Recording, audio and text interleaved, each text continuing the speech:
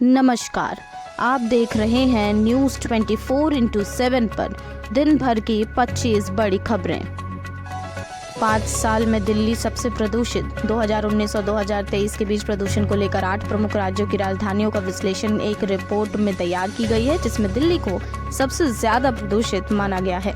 World food festival का आज PM Modi करेंगे उद्घाटन। प्रधानमंत्री नरेंद्र मोदी आज प्रगति मैदान में mega food event world food India 2023 के दूसरे संस्करण का उद्घाटन करेंगे। इस फेस्टिवल में सारी दुनिया भारत के खाद्य पदार्थों को देखेगी।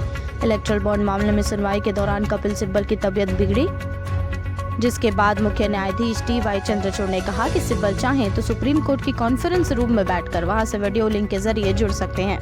सुप्रीम कोर्ट ने कहा राजनीतिक दलों को मिले चंदे का ब्यौरा दे चुनाव आयोग, तो वहीं आयोग ने कहा कि इसमें पारदर्शिता जरूरी है। रिश्वत और एक दूसरे को लाभ पहुंचाने को वैध नहीं बनाया जाना चाहिए।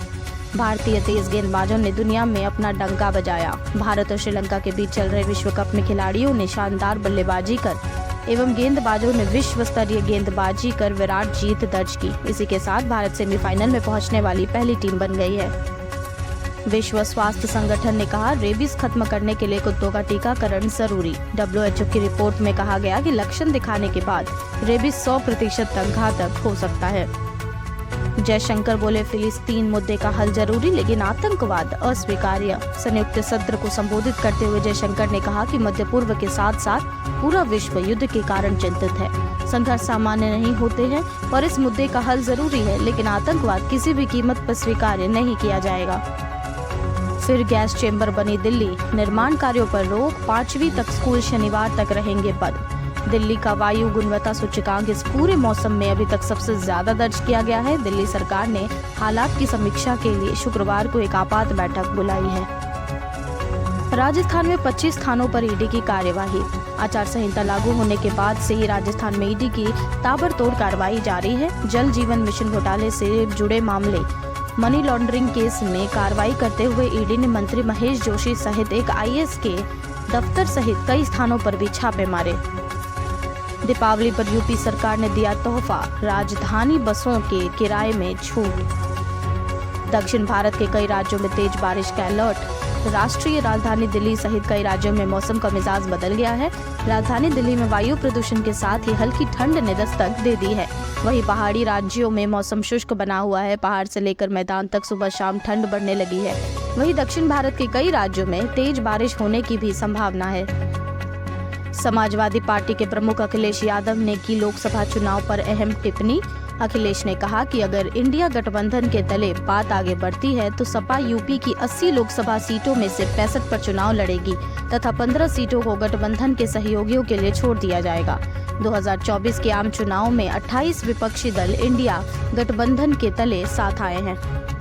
डोटासरा के बेटे को ईडी का नोटिस। प्रवर्तन निर्देशालय ने पेपर लीक मामले में राजस्थान कांग्रेस प्रमुख गोविंद सिंह डोटासरा के बेटे को सम्मन भेजा था। गोविंद सिंह डोटासरा के ठिकानों पर पिछले हफ्ते ईडी ने छापा मारा।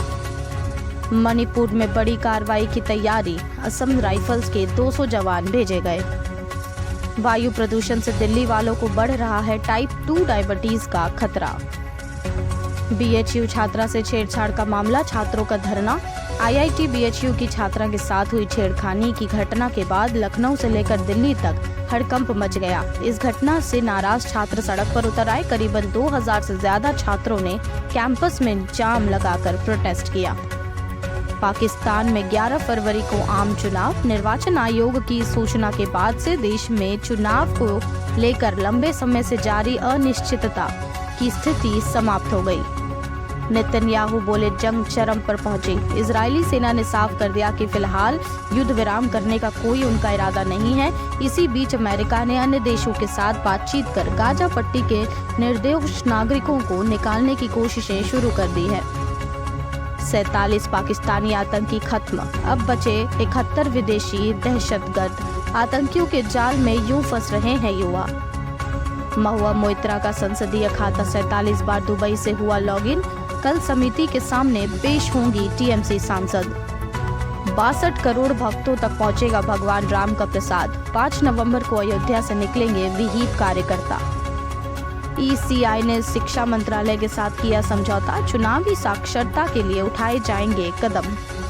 दरअसल मिजोरम चुनाव के लिए भाजपा भी खूब ताकत लगा रही है। नागालैंड सरकार के मंत्री ने बताया कि चुनाव को लेकर कोई पूर्वानुमान नहीं लगाया जा सकता।